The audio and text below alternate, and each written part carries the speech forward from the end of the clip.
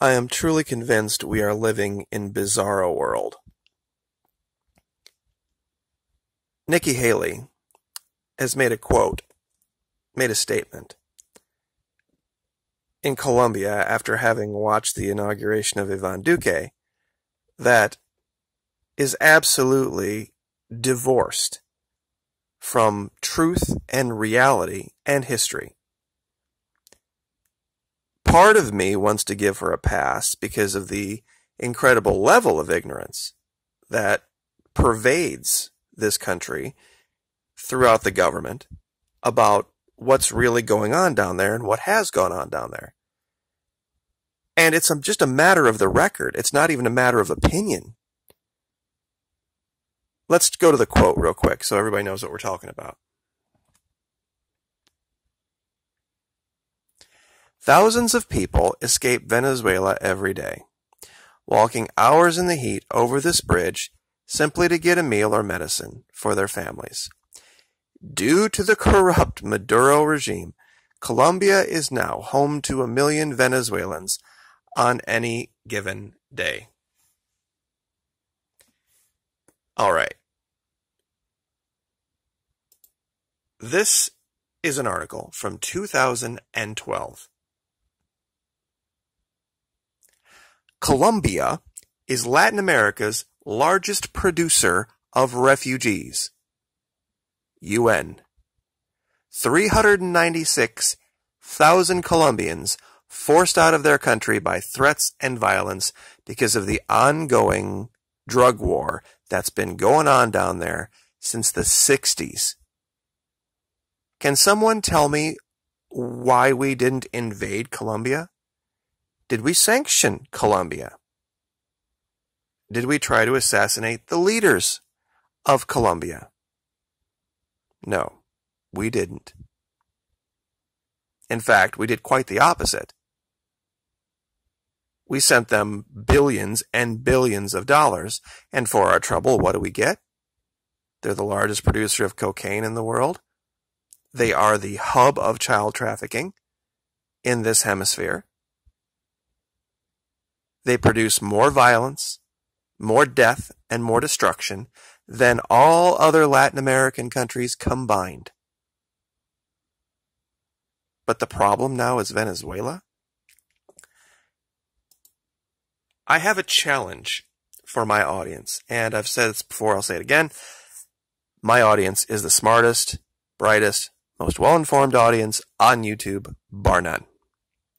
We've used this chart before. Go to Google, Bing, whatever search engine you want to, and see if you can find an article describing drug-related violence in Venezuela prior to 2015. One article about any cartel activity that resulted in ongoing or running firefights prior to 2015. You see, during this time here, during all of this evil, terrible, horrible socialism here, Colombia was Mad Max beyond Thunderdome, and people were fleeing that country in the tens of thousands for Panama, for Ecuador, for Brazil, for the United States, for every country they could, because of the policies of the Colombian government. And I don't ever remember this government, any president, talking about invading or overthrowing the government of Colombia. But here's what Nikki Haley doesn't know. You see, you can have dual citizenship in both Colombia and Venezuela. Both countries recognize the dual citizenship. So these people that are going back and forth, who knows where they were born, and who knows where they live on any one given day? They're on one side of the border for one reason, and another side of the border for another reason. They go back and forth. Millions do this, have been doing this long before there was ever any issue. with lack of food or commodity prices crashing in 2014. To assign this to the corrupt Maduro regime is laughable. Right after watching Ivan Duque get inaugurated is the funniest thing. Talking about corrupt leaders. I mean, the Arabistas. Yeah, I could seriously, and I'm not joking, if I wanted to start a separate YouTube channel and just talk about the corruption of the Arabistas and the Medellin cartel and all of the death and destruction that has been caused and wreaked by the Calis and Bogota, you could do a channel just on that. What you're looking at here is from 10 February 2004. Venezuela creating this program to bring in Colombians and give them free education and free health care and free pretty much everything. And I don't remember anybody bitching about socialism then. I don't remember anybody saying, you know, Venezuela better stop this socialist helping of Colombia because it's going to come back to bite them. I don't remember any of that. The commission is an important step towards addressing the previously invisible plight of Colombians in need of protection in Venezuela. Currently, a total of 2,338 people have requested refugee status, but as many as 15,000 are believed to be in need of protection. Tens of thousands of victims of the Colombian conflict have also requested refugee status in the neighboring countries of Ecuador, Costa Rica, Peru, and Panama, and many thousands more have sought asylum in the United States, Canada, and Europe. And this wasn't going on for a year, or 2 years, or 5 years. This went on for decades. And like I said, this is 2004. This is 4 years after Chavez took power. Things were going so great that they had plenty of money to help out Colombia. And they did for a very long time. This is another PDF, UNHCR.org, talking about the Colombia situation. Not the Bolivarian Republic of Venezuela situation, the Colombia situation, where they talk about the numbers. Here, IDPs is the number you need to look at here. 3 million.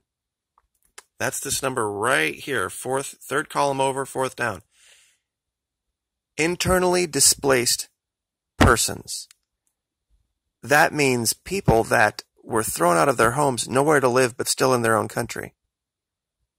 Colombian persons of concern. 3 million. Grand total 3,371,420. Not even close. This issue in Venezuela was engineered and coordinated. And people ask a lot, why do you train on psychological operations? For this exact reason. This one term, availability heuristic, explains everything. Because when people see this story about Venezuela, because the news is recent, and it's vivid, and it's emotional, they automatically believe what they're hearing, and they completely forget history. Nobody even thinks about looking into the facts of the situation for themselves. And they make all sorts of judgments about what is good and what is bad, simply based on the fact that the information is recent and vivid and emotional. And easy to imagine, because of course the Bill Popper in West Palm, Bill O'Reilly and Sean Hannity, and all these right-wing globalist nutbags have told people for years that any kind of socialism at all automatically means complete death of the society. What I'll leave with is this. Last night I put up a scenario under the Communities tab, talking about this scenario where a guy's digging a hole for a pool and he finds a gusher of oil. and he's all excited because he thinks he's rich.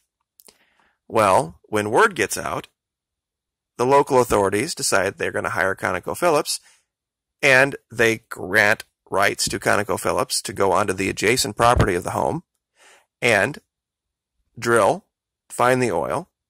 But in the process, because of all of the construction and the noise and everything, the man who originally discovered the oil, his property value craters, and he's forced to sell out. And when he goes to a lawyer, because he doesn't even have enough money to pay his mortgage, because his house became so worthless because of the oil drilling next door, he was called a, let's see if I got this right, filthy, terrorist-loving, anti-business socialist, commie pinko who hates America. So let me ask you this question. Does U.S. oil belong to the people of the United States? And if so, what should government be doing to ensure that it goes to benefit the people of the United States first instead of oil companies? And whatever your answer is, does that make you a socialist? I just want to leave you guys with that, because that's the story in a nutshell in Venezuela. And this is what's going to be used to justify the humanitarian military event, the invasion that's going to skew the midterm elections and completely change everything that's on the headlines because of these poor, poor, displaced Venezuelans living in Colombia. Like, share, subscribe.